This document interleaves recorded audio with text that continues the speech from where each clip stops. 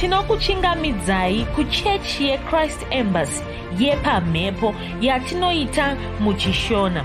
Iko zvino hapachina chikonzero chokupedza svondo rose usina kupinda chechi, nokuti painopindwa unenge usipo, kuda wakanga uri kubasa pakaenda vamwe kuchechi, kuda wakanga uri parwendo, kuda chechi yeChrist Embassy haisati yakuwanikwa kwaunogara, kana kuti unofarira hako kudzidza shoko raMwari nechishona. Ino ndiyo yave chechi yako. Chipinda tinamati.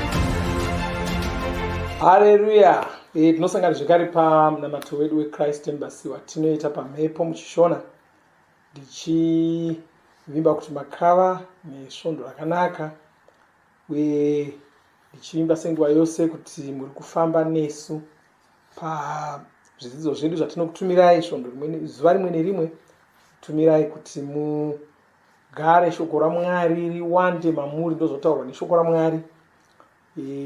Makorose 3:13 kwanzi shoko raMuponesi ngarigare mamuri riwande. Shoko raMwari ndiro rinofanira kugara mauri, ndiro rinofanira kunge rakawanda. Kuti paya paunotaura chinongobuda muromo mako ishoko raMwari. Kana chiti chinofanira kubuda muromo mako ishoko raMwari, hatisi kungoreva kuti unofanira kunge uchingotitaurira ndima dzemubhaibheri. Kuna vamwe vanofunga kuti ndokuziva shoko raMwari ikoko. Hongu, tinokurudzirwa kunzi tinge tichiziva shoko raMwari mumusoro, asi kana tichitaura kuti shoko raMwari ndiro rinofanira kubuda muromo mako, hatisi kungoreva kuti unenge uchingotaura ndima dziri mubhaibheri. Asi kuti unenge uchitaura semunhu anowirirana neshoko raMwari. Ngatimboti munhu kuda wakosora kana kuti waita semwe munhu woti asi unorwara. Munhu anoziva shoko raMwari kuti hazvigoni kuti ndirware nokuti ndiri munhu weropa revaMwari. Ndokutaura shoko raMwari. Pane chimwe chinyaya chandakamboona chinoita senyambo, chinoita sei, asi chinobatsira zvikuru. Mumwe wakauya kune shamwari yake zvikanzi, ngatimboti iwewe uri murombo. Zvikanzi ine handigoni kuita murombo, ndiri mufumi. Zvikanzi aiwa, ndingopamenzanisa, handina kuti uri murombo. Zvikanzi nyange mumuenzaniso mako imomo unofanira kureva kuti ndiri mufumi, haufaniri kureva kuti ndiri murombo. Chii chiri kuitika? Munhu ane shoko raMwari maari, munhu ari kunzwisisa shoko raMwari maari, saka anomira neshoko raMwari, anopupurira shoko raMwari mukati muupenyu hwake. Haadi zvachose kutaura semunhu asiri zviri kutaurwa neshoko raMwari. Ndokuziva shoko raMwari kwatinoreva ikoko. Saka pose paunotaura, pose mukufunga kwako, kuitaura kwako, kuita kwako, zvinofanira kunge zvichingopupurira zvauri. Zvakafanira kuti uri munhu. Hapana pauchifanira kumbomuka uchifunga kuti uri mbwa. Hapana paunofanira kutaura sembwa. Zvinofanira kuramba zviri mauri kuti iwe uri munhu. Saka unofanira kungoramba uchitaura, uchiita zvinhu zvako semunhu. Ndo zvimwe chete munhu wakazvarwa patsva. Mutauro wako haufaniri kumbonzvenga. Usati sedu arombo. Hazviitwi izvozvo. Usataura uchiti zvino kana ndikarwara ndikafa. Taura semunhu ane utano hwakanaka. Taura semunhu akaropafadzwa naMwari. Taura semunhu asina chaanoshayiwa. Izvozvo zvinoitika kana shoko raMwari rikange riri mauri rakawanda. Haleluya. Asi tiri mumwedzi wedu wekuona zvinhu mupfungwa dzedu. Ndo zvatakataura musvondo rapera. Ndo shoko ratakapiwa naMweya Mutsvene mumwedzi uno. Saka takatsanangura musvondo rapera kuti unofanira kuzviona uri zvinotsanangurwa neshoko raMwari. Takashandisa mashoko musvondo rapera tikati zvinofanira kupinda mumusoro mako kuti iwe wava chipuka chitsva. Zvinofanira kupinda mumusoro mako kuti hazvichagoni kuti urware. Ndo nyaya imwe chete yatatanga nayo iyoyo. Zvinofanira kupinda musoro mako. Unofanira kuzviona uri munhu akaita saizvozvo anotsanangurwa neshoko raMwari. Haleluya. Saka nhasi toda kuuya kusimbisa panyaya yeutano hwako.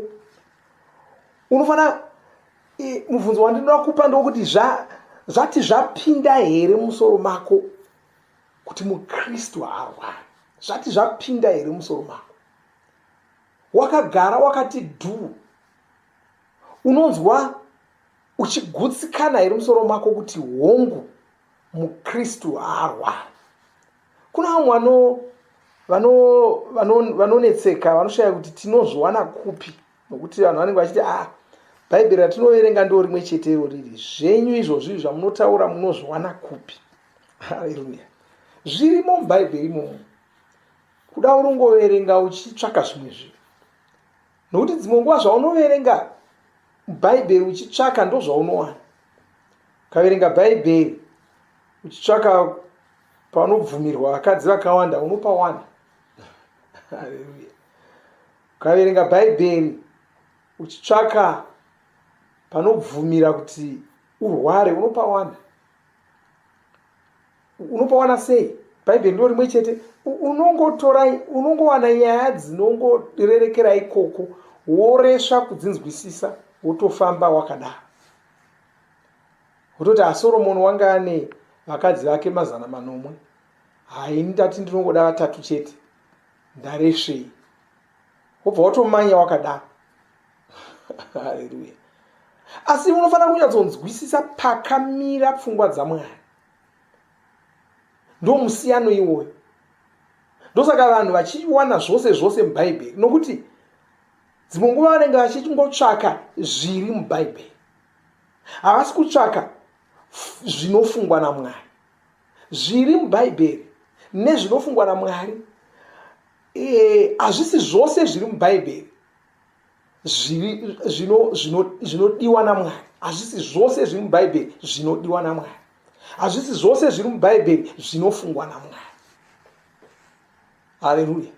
Chero Jesu vakazvitaura izvozvo, vakabvunzwa zvikanzi zvinobvumidzwa here kuti munhu arambe mukadzi wake?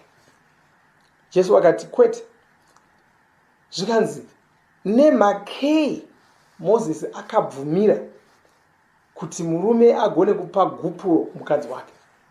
Jesu vakati hongu, Mozisi wakabvumira kuti munhu apuwe, kuti murume ape gupuro kumukadzi wake nemhaka yokuomarara kwemwoyo yenyu. Zvikanzi asi kubva pakutanga zvanga zvisina kudaro, nokuti zvanga zvangonzi murume uchasiya vabereki vake, mukadzi agosiya vake, vagobatana, vaviri ava vagova nyama imwe. Zvikanzi zvino kana vaviri vanenge vabatanidzwa naMwari, ngapasawana anovapatsanura. Zvikanzi vanenge vachisiri vanhu vaviri asi wa munhu mumwe chete. Chii chiri kuita? Jesu vari kutarira zviri mupfungwa dzaMwari. VaJudha vanga vari kumubvunza vaingotarira zvavaiona mubhaibheri. Haleluya. Asi regai ndikuverengerei Mariko 14 10 inotaura pamusoro pevanhu vakagamuchira Jesu, vanhu vanotenda kuna Jesu. Kwai vachabata nyoka, vanganwa zvinhu zvinouraya, asi hazvingavakuvadzi. Haleluya. Haleluya. Vanganwa zvinhu zvinouraya asi hazvingavakuvadzi. Ndataura kuti kune ndima dzakawanda dzinokutaridza kuti mukristu haagoni kurwara. Ndangononga iyo iyi. Kwai munhu akagamuchira Jesu, chero akanwa chinhu chinouraya vamwe, chinhu ichocho hachigoni kumukuvadza iye. Ungatsvakako dzimwe ndima dzakawanda asi iyo yakakwana. Iri kutaura kuti kukanzi kune chinhu chiri kuuraya vanhu, chinhu ichocho hachigoni kuuraya munhu akagamuchira Jesu. Ndo zvairi kutaura. Vamwe vari kufa nacho chinhu ichi.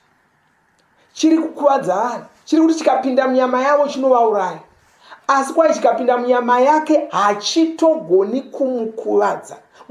Mukristu ari kutsanangurwawo.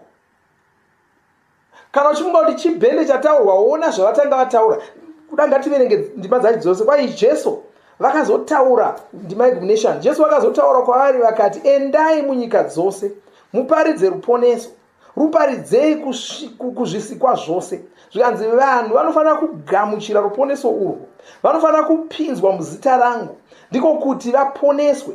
Zvisizvo vacharangwa, vachatongwa. Ndima yegumunenhomwe. Kwanzi zvinhu zvinotevera ndizvo zvichaonekwa pane vaya vanenge vandigamuchira. Kwai vachadzinga mweya yakaipa. Hapana munhu ane dambudziko nazvo. Vanhu vanozviziva kuti Mukristu anogona kudzinga mweya yakaipa. Ndosaka muchiona vaKristu kwose kwose vanofunga kuti vakagamuchira Jesu chaizvo vanotsvaka kudzinga mweya yakaipa. Havachitori sechibhende, havaritori sedimikira, vanongotora sezvariri. Munhu akagamuchira Jesu anogona kudzinga mweya yakaipa. Vachaidzinga nezita rangu, vachataura nendimi itsva. Ndosaka muchinzwa vanhu vachitaura nedzimwe ndimi. Ndosaka muchinzwa vaKristu vakawanda vachitaura nedzimwe ndimi.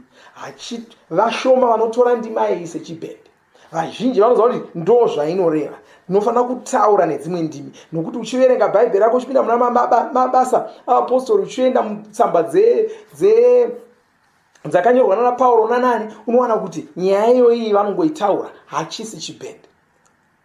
Asi muromo umwe uri kutaurawo, wapinda mundima yeguminesere, kwanzi vachabata nyoka. Haleluya. Vanganwa zvinhu zvinouraya asi hazvingavakuvadzi. Vachaporesa varwere, vanovaporesa nokungovabata namaoko avo. Ndosaka tichiturika maoko edu chibata vanhu musoro, chibata vanhu namaoko edu tichivaporesa. Saka iyo kunwa zvinouraya iyi haigoni kunge ichingori zambiringa munyemba. Haigoni kunge iri yoga nyaya inonzi iyi yabuda mune dzimwe. Ichokwadi. Ngazvipinde musoro mako kuti Mukristu haarwari. Chinoita kuti utorwara soMukristu inyaya yokunge usiri kuwirirana nezvinhu izvi. Ndo chinoita kuti utorwara. Nokuti vamwe vanokwazi munogoti Mukristu haarwari sei? Ndiri Mukristu, ndatora namakore ndiri Mukristu, asi ndinongorwara wani. Uye ndinongoona vaKristu kwose kwose vachirwara. Uye nditoona vamwe vaparidzi, ndotoona vamwe vashumiri navamwe vanhu vanga vachiita mabasa makuru vachirwara vachifa. Izvozvo ndo zviri kuita kuti tisashanda shoko irori. Usatarira zviri kuitika kuvanhu, usatarira zvakamboitika kwauri, tarira zvinotaura shoko raMwari. Haleluya. Munoona zvaunofanira kuita neshoko raMwari ndezvokudai. Unotarira ndima iyi zvayakaita, woti shoko iri riri kuti munhu wakagamuchira Jesu, Mukristu, akanwa zvinouraya vamwe hazvimukuvadzi. Waritarira kudaro, wono kuda usangana nezvinouraya kana kuti wodya chimwe chinhu wonzwa manyoka worwara, haufaniri kubva wati saka shoko riya rinoreva nhema. Dzoka kuti zvafamba sei kuti ndite manyoka. Izvo zvakanzi chero ndikanwa zvinouraya vamwe hazvindikuvadzi. Saka izvi zvazondipa manyoka sei? Izvi zvazondirwarisa sei? Unofanira kukakanharo nezvinhu zvauri kuona zvichiitika kwauri kana kuna vamwe, uchitsvaka kuti zviwirirane neshoko raMwari. Ngazvipinde musoro mako kuti shoko raMwari ndo chokwadi. Bhaibheri roti kwanzi vanhu vose ngavave varevi venhema. Mwari chete ndo vanofanira kunge vari murevi wechokwadi. Saka ukaona zvinhu zvichiitika kuvanhu, zvichiitika kwauri zvisingawirirani nezviri mushoko raMwari, chirega kumira nezviri kuitika. Mira nezviri mushoko raMwari. Uye yambiro yangu ndeyekuti nyangwe zvikaitika kuti uri kungoramba uchingorwara. Zviri nani kufa wakamira neshoko raMwari pane kufa wabuda mushoko raMwari. Bhaibheri rinotaura muna vaHebheru 10:1 notaura pamusoro pevanhu vakagona kuvimba naMwari vakaita mabasa anoshamisa. Kwanzi madzibaba ekare iwayo akasvika pakufa asati agamuchira, asati abata namaoko avo zvinhu zvavakanga vavimbiswa, asi vanga vangozviona zviri kure, vakagutsikana kuti vanga vatova nazvo. Kwaye vakafa vasina havo kuzvibata, asi vakaenda vachiziva kuti zvinhu izvi ndezvedu. Haleluya. Zvitori nani kudaro. Asi chokwadi chokuti kana zvikapinda musoro mako kuti ichi ichokwadi, hazvigoni kuti chirwere ichocho chirambe chiripo. Hazvigoni kuti ufe nechirwere ichocho. Haleluya. Ngatinyengetere. Baba, ndoda kutendai nezita raJesu Kristu. Ndinopa mbiri kwamuri. Ndinopa kudzo kuzita renyu. Ndinoda kunamatai ndokukudzai. Ndoda kutenda, ndoda kumunhu munhu wanamata neni pazuva ranhasi. Nezita raJesu Kristu. Shoko raMwari ndiro riri kutonga mukati mepfungwa dzake. Shoko raMwari ndiro riri kutonga, riri kuwanda mumaari, riri kuwanda mumweya make, mumwoyo make, nezita raJesu Kristu. Riri kuwanda richikurira zvimwe zvese, richikurira zvirwere, richikurira matambudziko, richikurira zvese zverima nezvese zvasatani nezita raJesu Kristu. Baba, ndinokutenda, ndonyengeterera muno mumweko zvino. Ndichitaura maropafadzo pamusoro poupenyu hwake. Ndonyengeterera vasiri kuzwa zvakanaka. Ndichirayira zvirwere zvokuti zvibve nezita ramambo Jesu Kristu. Zvirwere zvazvigona kugara mavari muzita raJesu Kristu ndozvidzingira kure. Ndichitaura kuporeswa kwenyama yavo, kuporeswa kwemiviri yavo muzita ramambo Jesu Kristu. Haleluya. Amen. Haleluya. Zvakanaka. Hatisati tapedza munamato wedu, toda kupinda munguva yekurumbidza Mwari, tichitenda Mwari. Tigozoverengerwa rapsodi redu, tigozosvika pane imwe nguva zvekare yokunamata tichinyengetera.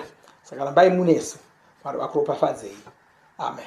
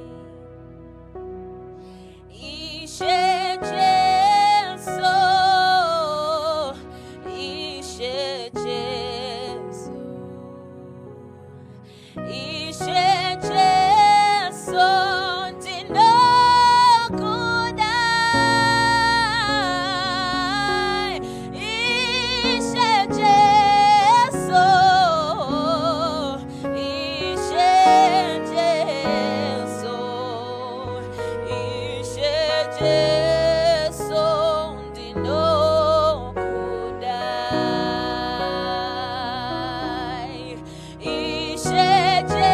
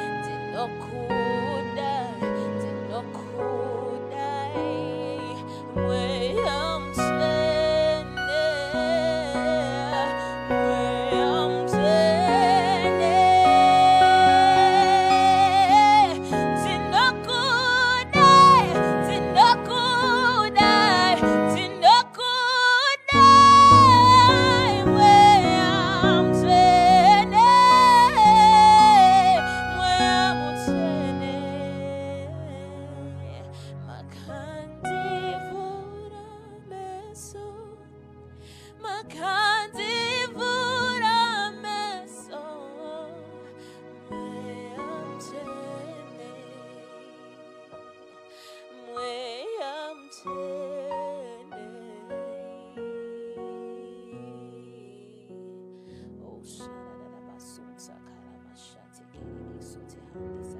Rhapsody of Realities, Svondo 19 Gunyana 2021.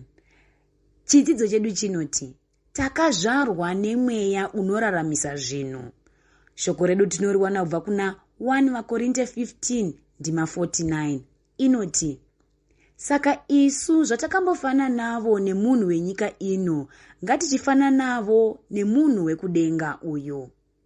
Munhu wose anozvarwa ari munhu wenyama, asi munhu akadai anogona kuparadzwa, anofa, anobata zvirwere. Izvi ndizvo zvakanga zvakaita Adhama wekutanga, ndizvovo zvakaita vose vedzinza rake, vanova vanhu vaya vasati vazvarwa patsva. 1 Makorinte 15 ndima 47 kusvika 48 inoti, munhu wekutanga akanga ari wenyika ino, ari wevhu, asi munhu wechipiri ndiIshe, akatobva kudenga. Zvakanga zvakaita munhu wevhu ndizvo zvakaita vanhu venyika ino, zvakaita munhu wekudenga ndizvo zvakaitavo vaya vekudenga. Ongorora manyorerwe akaita ndima iyi. Inoti, zvakanga zvakaita munhu wevhu ndizvo zvakaita vanhu venyika ino. Ichi ichokwadi. Ndiko kusaka Jesu vakati vanhu vanofanira kuzvarwa patsva. Vakanga vari kutaura kuna Nikodimasi. Tinoverenga mashoko avo aya muna Johani 3 ndima 7.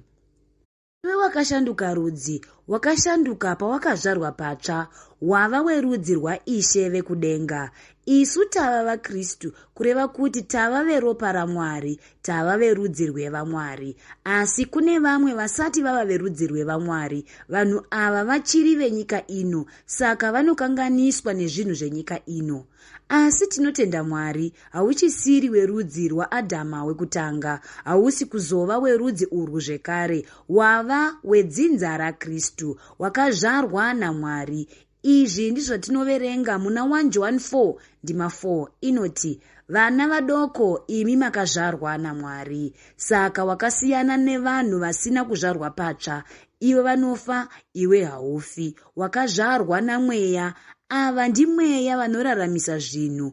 Ndizvo zvatinoverenga muna 1 Makorinte 15 ndima 45. Inoti, ndiko kusaka kwakanyorwa kuchinzi munhu wekutanga uye ainzi Adhama akanga ari munhu wenyama, asi munhu wechipiri anonzivo Adhama akaitwa mweya unoraramisa zvinhu. Saka iwe wava neupenyu, hapana chako chinofa. Mwari ngavakudzwe saMwari. Namata uchiti, Baba vandinoda, ndinokutendai. Ndakazvarwa patsva. Ndafanana naAdhama wechipiri, anova iye Jesu Kristu. Saka ndakabviswa kuboka revanofanira kufa. Handichisiri wenyika ino. Ndava wekudenga. Ndava mumwe wevatsvene. Ndava wemhuri yaMwari. Ndinounza vamwe muumambo hwaMwari. Muzita raJesu. Ameni. Dzimwe ndima dzinotsigira chidzidzo chanhasi. Johani 3 ndima 3 kusvika 7. Johani 1 ndima 12 kusvika 13.